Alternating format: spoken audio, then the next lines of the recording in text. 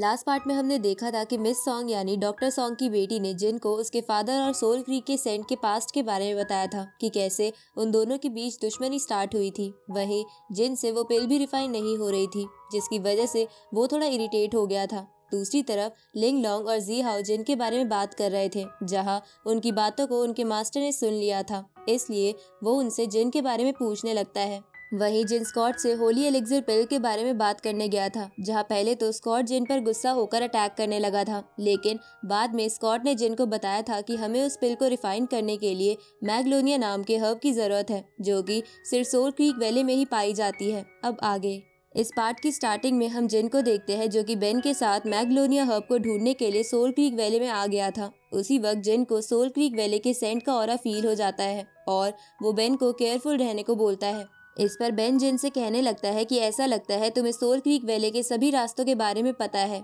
ये सुनकर जिन हंसते हुए बोलता है कि मैं यहाँ एक बार गलती से आ गया था और इन सभी रास्तों के बारे में मुझे यहाँ की एक लड़की लिंग लॉन्ग ने बताया था। इस पर बेन बोलने लगता है कि भले ही हमें वो हब ना मिले, लेकिन हमें यहाँ के मास्टर की नजरों से बचकर रहना होगा।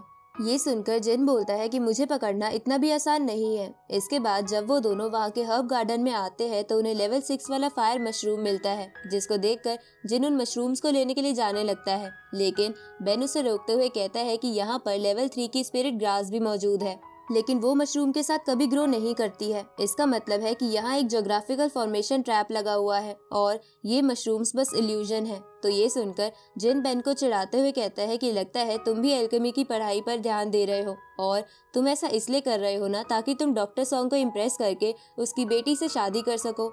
इस पर बेन उसे चुप कराते हुए कहता है कि अपनी फालतू की बातें बंद करो, क्योंकि मैं यहाँ तुम्हारी हेल्प के लिए इसलिए आया हूँ ताकि मैं मेरे ऊपर डॉक्टर सॉन्ग के द्वारा किए गए एहसानों को उतार सकूं, क्योंकि इतने सालों से मैं वहाँ फ्री में रह रहा हूँ। इसके बाद बेन जिन को बताता है कि एल्केमी कॉन्फ्रेंस के बाद मैं भी तुम्हारे साथ डोंगशेंग कॉन्टिनेंट वापस जाने वाला हूँ, क्योंकि मैं लीजा को बहुत मिस कर रहा हूँ। तो जिन उससे पूछने लगता है कि तुम लीजा को क्यों मिस कर रहे हो, क्योंकि वो तो मेरी गर्लफ्रेंड है। ये सुनकर बेन कुछ नहीं बोल पाता, क्योंकि उसके मुंह से लीजा का नाम गलती से निकल गया था। अब जिन और बेन उस केव को छुपकर देखने लगते हैं जहाँ वो मैग्नोलिया हब पाया जाता था। इधर उस केव के बाहर 2 गार्ड खड़े थे, तो ये देखकर बेन कहता है कि मैं उनका ध्यान अपनी तरफ करता हूँ और तुम केव के अंदर जाकर उस हब को ले लेना। लेकिन जिन बेन को रोकते हुए कहता है कि तुम्हें हब्स के बारे में ज्यादा नॉलेज है, इसलिए तुम अंदर जाओ और मैं उन दोनों को संभालता हूँ। इसके बाद जिन उन दोनों में से एक गार्ड को एक स्टोन फेंक कर मारता है, जिसकी वजह से वो दोनों गार्ड्स आपस में लड़ने लगते हैं, क्योंकि उन्हें लग रहा था कि स्टोन उनमें से एक ने एक दूसरे को मारा है। तभी जिन उन पर एक और स्टोन फेंकता है, लेकिन इस बार वो गार्ड उस स्टोन को पकड़कर अपना ऑरा रिलीज करते हुए कहता है कि जो भी ये स्टोन फेंक रहा है वो सामने आ जाओ। ये सुनकर जिन सामने आते हुए उन लोगों से कहता है कि अरे तुम दोनों ने तो मुझे पकड़ लिया। इधर बेन ये सब देखकर कहता है कि जिन ये क्या बेवकूफी कर रहा है, इसे क्या लगता है ये गार्ड जिसके इस बेकार से प्लान में फंस जाएंगे। उसी वक्त जिन वहाँ से भागने लगता है, तो वो दोनों गार्ड्स जिन को चोर समझकर उसका पीछा करने लगते हैं। ये देखकर बेन कहता है कि पता नहीं हर कोई जिन के जाल में कैसे फंस जाता है। अब बेन उस केव के अंदर चला जाता है। दूसरी तरफ जिन उन दोनों गार्ड्स को उस केव से दूर लेकर जा रहा था, उसी वक्त एक गार्ड अपने ग्रीन प्लांट से जिन पर अटैक कर देता है, जिससे जिन अपनी फास्ट बॉडी टेक्निक की हेल्प से बचने लगता है। तभी वो गार्ड अपनी पावर बढ़ा देता है, जिसकी वजह से वो प्लांट्स जिन को एक प्रिजन के अंदर बंद कर देते हैं। ये देखकर वो दोनों गार्ड्स खुश होकर कहने लगते हैं कि मास्टर हमें इस चोर को पकड़ने के लिए जरूर एक बड़ा इनाम देंगे। इसके बाद वो दोनों जिन को डराने लगते हैं।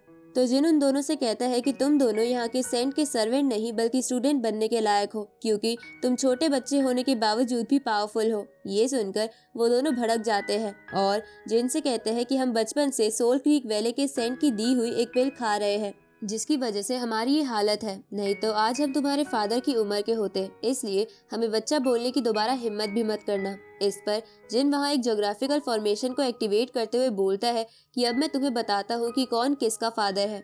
तो वो दोनों बंदे उस फॉर्मेशन को देखकर समझ जाते हैं कि अब वो यहाँ से बाहर नहीं जा सकते, साथ ही वो किसी को हेल्प के लिए भी नहीं बुला सकते हैं। तभी जिन अपने ऑरा से उनके प्रिजन को तोड़ देता है, जिसको देखकर उनमें से एक बंदा कहता है कि ये तो लॉ लेवल के पीक पर है, साथ ही इसकी ज्योग्राफिकल फॉर्मेशन तो मास्टर के जैसी है। उसी वक्त जिन उन दोनों पर अपनी स्वॉर्ड से अटैक कर देता है, जिसे वो दोनों शील्ड की मदद से बचने की कोशिश करते हैं, लेकिन वो दोनों ऐसा नहीं कर पाते और दूर जाकर गिरते हैं।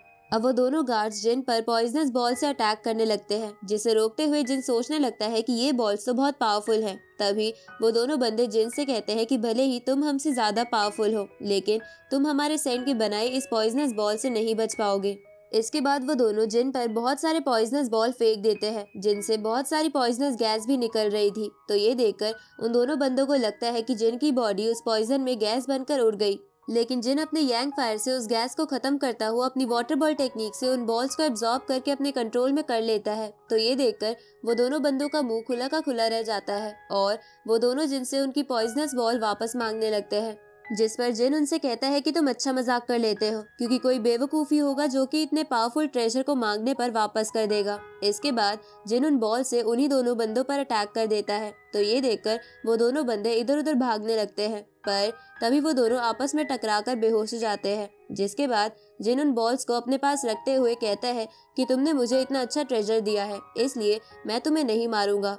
अब जिन उन्हें बेहोश छोड़कर वहां से चला जाता है और उस केव के सामने आ जाता है, जहां उसे बेन की चिंता होने लगती है, क्योंकि काफी देर हो जाने के बाद भी वो अभी तक बाहर नहीं आया था। इसलिए जिन खुद उस केव के अंदर आ जाता है, जहां वो देखता है कि सोल क्रीक के सेंट ने बेन को पकड़ा हुआ था और वो जिन से कहता है कि मैं तुम्हारा ही इंतजार कर रहा था। और उस सेंट के ऐसा कहते ही ये पार्ट यहीं पर खत्म होता है।